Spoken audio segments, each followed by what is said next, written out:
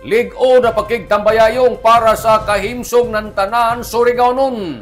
Isip kabahin sa tinguha na mas mapaligon ang implementasyon ng Universal Healthcare sa Surigao del Norte, tagpahigadyon sa opisina ni Provincial Governor Lyndon Barbers ang isa kapakigtambayayong kaiban ang ato mga representante gikan sa PhilHealth. Ini amoy tagluwatan nga pamahayag ni Governor Barbers kuman bag-o. Matud pa ni Governor Barbers nga gipanguyuhan ini ni RVP Michael Gibson C. Hernandez kaiban usab ang LHIO Surigao City Team.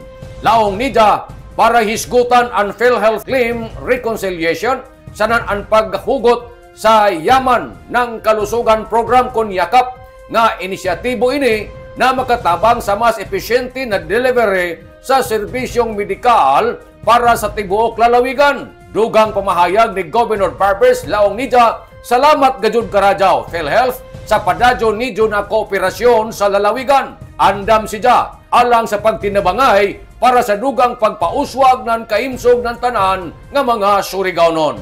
Nanukad gikan diri sa Kapitolyo ini sa Marek Senars Marcon Vlogs, Mario Conales Murlan Mulaong. Salamat, marajaw na adlaw natong tanan.